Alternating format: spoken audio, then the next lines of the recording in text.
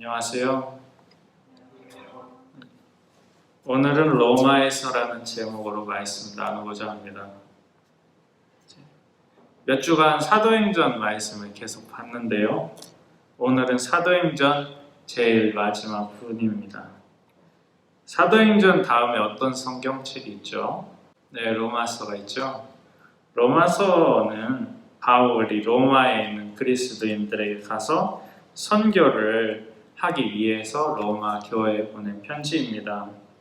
편지를 미리 써보내서 로마 사람들이 예수님에 대해서 어느 정도 알고 있는 상황에서 바울이 가서 선교 활동을 하고자 한 것이었죠. 그런데 바울은 결국 로마로 갔지만 그 과정이 썩 그렇게 좋지만은 않았습니다. 바울이 예루살렘에 왔을 때 유대인들은 바울을 잡아서 죽이려고 했습니다. 바울을 끌고 성 밖으로 나가려는데 당시 이스라엘은 로마가 지배했었죠.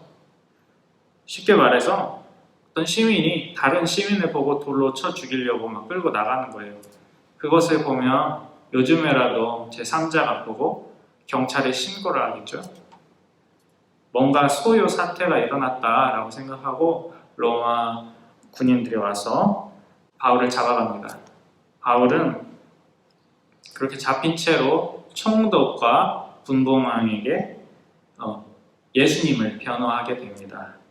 총독과 분봉왕은 많은 그런 바울과의 대화 끝에 바울이 사형을 당할 이유가 없다, 처벌받을 이유가 없다라고 판단을 내립니다.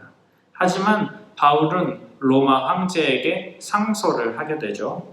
헤롯 아그리파 왕은 베스도 총독에게 말하기를 만약에 바울이 상소를 안 했다면 풀려났을 것이다 이렇게 얘기합니다. 바울은 결국에 이 로마에 결박된 몸으로 가게 됩니다. 그런데 이것은 바울의 소망이기도 했고 하나님의 계획이기도 했습니다. 유대인들은 이렇게 바울을 죄인으로 만들었습니다. 한때는 미래가 촉망받는 그러한 유대인의 리더였다고 하는 이 바울은 이제 죄인이 돼서 로마로 끌려가게 되었습니다. 물론 바울은 로마 시민권자였습니다. 그래서 굉장히 죄인이라고는 하지만 판결이 완전히 나지 않고 지금 구속영장만 청구돼서 그렇게 끌려가는 그 정도의 상황이라고 보면 되겠습니다. 우리들은 바울이 총독과 분봉왕이 판단한 것처럼 사형받아야 할 사람이라고 생각하지 않습니다. 하지만 유대인들은 바울을 죄인으로 만들고 죽이려고 했습니다. 그 이유는 유대인들이 예수님을 십자가에 못 박아 죽인 것과 다르지 않습니다. 자신들의 기득권과 욕심을 놓치고 싶지 않았기 때문입니다. 바울이든 예수님이든 당시 이 로마의 법정, 이 심판하는 사람의 판단 안에서는 이 사람을 죽일 이유를 찾을 수가 없었습니다. 하지만 바울은 감옥에 갇혔고 예수님은 죽임 당하셨죠. 그런데 그렇게 죽고 끝났느냐 하면 그렇지 않았죠. 예수님께서는 십자가에 달려 죽으셨지만 부활하셨습니다. 바울은 어떻게 보면 그렇게 갇히고 묶인 상태였지만 결국 소망하던 대로 로마로 가게 되었고 거기서 복음을 전하게 되었습니다. 그 과정에서 우리가 생각하는 그런 죄수 취급을 받기보다는 로마의 시민으로서 존중받으면서 그렇게 지냈습니다. 만약에 이 바울이 유대인들이 자신을 어떻게 평가하는가 그것에 집중했다고 한다면 부활하신 예수님을 바울이 만났죠? 예수님께서 바울에게 찾아오셨죠? 그렇게 됐다고 할지라도 예수님의 복음을 전파하는 데 열심을 내지 않았을 겁니다. 알지만 유대인들 편으로 돌아갔을 겁니다. 하지만 바울은 자신의 이전 삶을 이런 지식, 자랑거리들을 모두 배설물처럼 여겼습니다. 또한 모든 것을 해로 여김은 내 주 그리스도 예수를 아는 지식이 가장 고상하기 때문이라. 내가 그를 위하여 모든 것을 잃어버리고 배설물로 여김은 그리스도를 얻고. 빌립보서 3장 8절의 말씀입니다. 그 이유는 그 이전 것들을 모두 가치 없는 것으로 여기는 이유는 예수님을 아는 지식이 가장 고상하다, 가장 위대하기 때문입니다. 바울에게 있어서 예수님을 아는 지식은 마치 요즘 이 휴대폰과도 같습니다. 요즘에는 극소수의 사람들을 제외하고서는 모두 스마트폰을 사용하죠. 폴더폰이 나오기는 하더라고요. 번호도 큼지막하게 나오는 폴더폰이 나오는데 그 안에도 안드로이드가 들어가서 카톡도 되고 다 되더라고요. 왜 예전에 비싸게 샀던 이런 휴대폰들을 사용하지 않고 굳이 스마트폰을 사서 쓰는 걸까요? 지금 사용하는 이 스마트폰이 예전의 휴대폰과 비교할 수 없을 정도로 성능이나 기능 면에서 월등하기 때문입니다. 바울은 유대인들에게 예수님을 전할 때에는 구약 성경의 예언을 사용했습니다. 구약 성경의 예언들은 하나님께서 보내실 한 사람에 대해서 여러 예언자들이 이야기를 합니다. 유대인들은 그 한 사람을 기다리고 있었습니다. 그런데 바울은 그 사람이, 너희가 기다렸던 그 사람이 바로 예수님이시라고 말씀하는 것입니다. 예언을 이루시고 완성하는 분이 오셨어요. 예수님이 오셨죠? 그런데 계속 구약의 그 예언, 누군가가 올 것이란 예언을 붙들고 있을 이유가 없습니다. 물론 예언서에서 우리가 배우고 알아야 할 좋은 중요한 이야기들이 많이 있지만 예수님께서 이 모든 것들을 완성하셨다는 것을 바울은 전했습니다. 그런데 예수님이 누구에게나 그렇게 위대하고 고상한 분이셨을까요? 오늘 본문 22절 말씀 보게 되면 로마 지역에 있는 유대인들의 반응이 나옵니다. 이에 우리가 너의 사상이 어떠한가 듣고자 하니 이 파에 대하여는 어디서든지 반대를 받는 줄 알기 때문이라 하더라. 이 파, 그리스도를 믿는 이 파에 대해서는 어디서든지 반대를 받는 줄로 안다는 겁니다. 당시에 예수님을 믿는 이 기독교는 유대교의 한 종파에 지나지 않았습니다. 그런데 유대교 입장에서는 예수님을 믿는 것이 굉장히 위험했습니다. 자신들의 기준에 따라서 세워놓은 율법, 예수님께서는 그것을 완성시키셨다고 하지만 유대인들 입장에서 봤을 때는 율법을 어긴 것들이 있었죠. 또 유대인들은 예루살렘 성전에 하나님께서 임재하신다고 믿었는데 예수님께서는 그 성전이 무너지리라고 예언하셨습니다. 그래서 십자가에 달아 죽인 것이죠. 바울도 예수님 만나기 전에는 이런 기독교인들을 잡아서 감옥에 가두고 그렇게 핍박했던 것입니다. 근데 이것은 실은 요즘에도 마찬가지입니다. 만약에 내가 기독교를 믿는 것, 예수님을 받아들이는 것으로 인해서 내가 많은 것을 포기해야 하고 예수님의 가르침대로 사는 것이 나에게 손해로 느껴진다면, 그게 내게 있어서 손해로 여겨진다면 부자들이나 혹은 잃을 것이 많은 사람들, 권력자들이 예수님을 믿을 수 있었을까요? 물론 믿는 분들도 계십니다만 그걸 손해로 여기지 않는 분들도 계시지만, 그런데 옛날 그 목사님들 여러 가지 이유 때문에 이런 예수님의 참된 가르침 그런 것보다는 좋은 것만 얘기를 많이 해주셨습니다. 예를 들면 교회에 헌금을 많이 하면 하나님이 더 갑절로 채워주신다든지, 예수님을 잘 믿으면 성공하게 된다, 그런 식이었죠.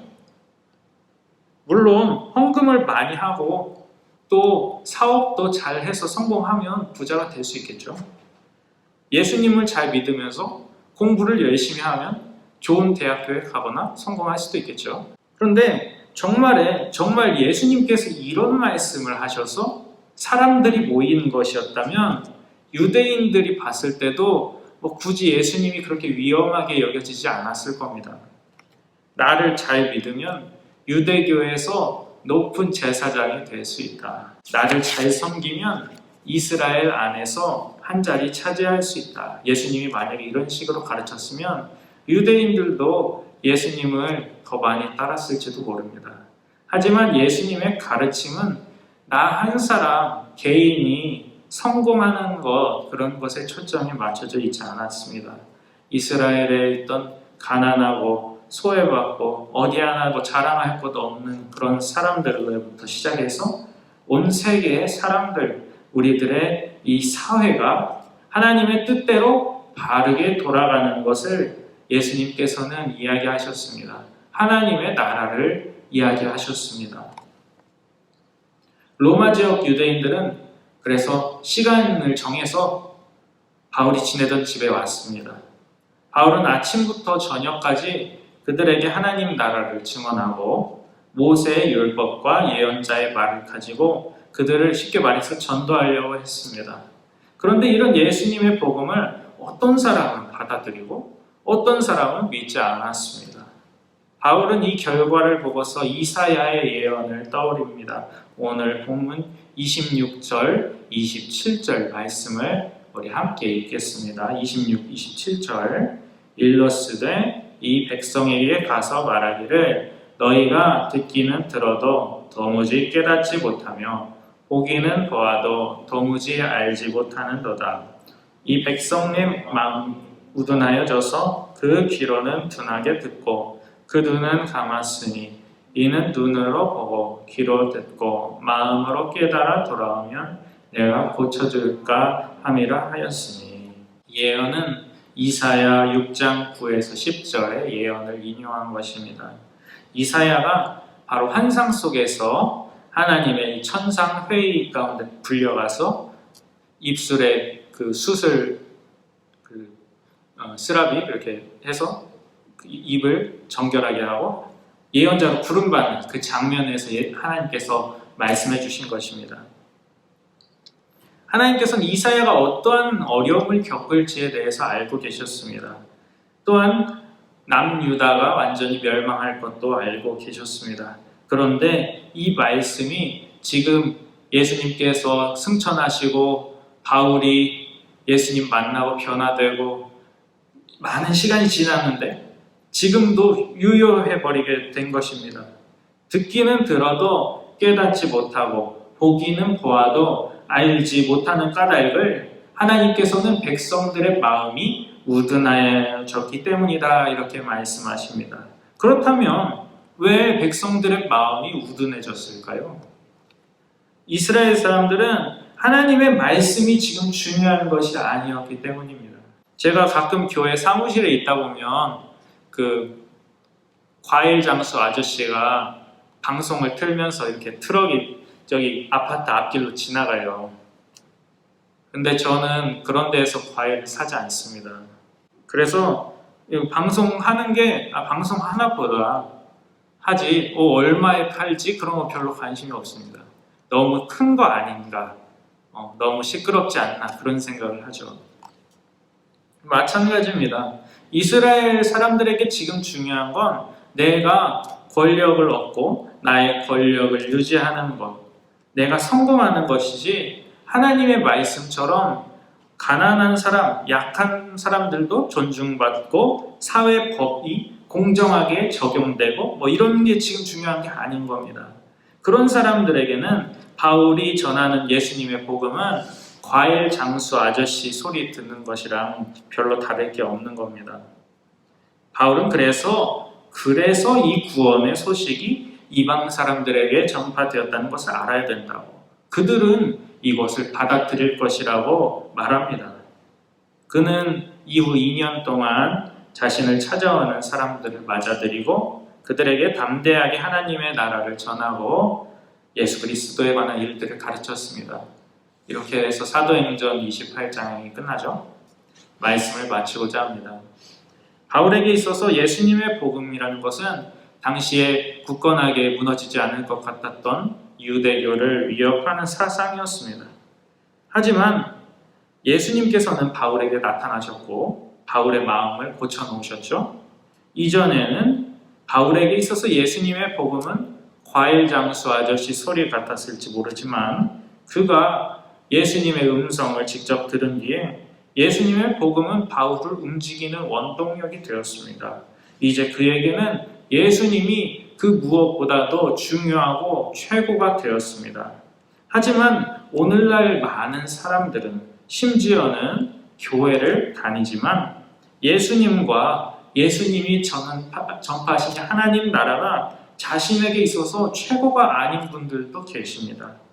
예수님과 하나님 나라를 통해서 자기 자신의 성공을 이루고자 하시는 분들도 계시죠. 혹은 예수님의 가르침을 잘못 이해해서 예수님을 바리새인처럼 믿는 사람들도 있습니다. 우리는 예수님을 나에게 있어서 가장 중요한 것으로 인정해야 합니다. 하나님께서는 우리에게 그분의 가장 소중하신 독생자 예수님을 보내주셨습니다. 우리가 예수님을 가장 소중한 것으로 인정할 때 우리는 바울처럼 나는 비천하게 살 줄도 알고 풍족하게 살 줄도 안다고, 나에게 능력 주시는 분 안에서 내가 모든 것을 할 수 있느니라 하고 고백할 수 있게 될 것입니다. 그렇게 예수님을 최고로 모시고 예수님의 말씀대로 사랑을 이루며 살아가시는 우리 청년 여러분들 되시기를 주님의 이름으로 소망합니다. 기도하겠습니다. 사랑과 은혜의 아버지 하나님, 오늘 이렇게 로마에서라는 제목으로 말씀을 나누었습니다. 세상의 여러 사람들은 자신의 마음을 움직이고 자신의 삶을 움직이는 다른 여러 것들이 있을지 모르지만 우리들은 오직 예수님의 복음, 그 예수님의 이 세상을 향하신, 우리들을 향하신 그 뜻을 마음속에 품고 그것을 최고로 두고 살기를 소망합니다. 그렇게 바울처럼 예수님의 말씀을 선포하고 또 많은 그 예수님의 제자들처럼 우리들도 그런 제자가 되어서 작은 예수가 되어서 하나님의 나라, 하나님의 뜻을 이루어가는 사람들 되게 하여 주옵소서. 감사드리며 예수 그리스도의 이름으로 기도드립니다.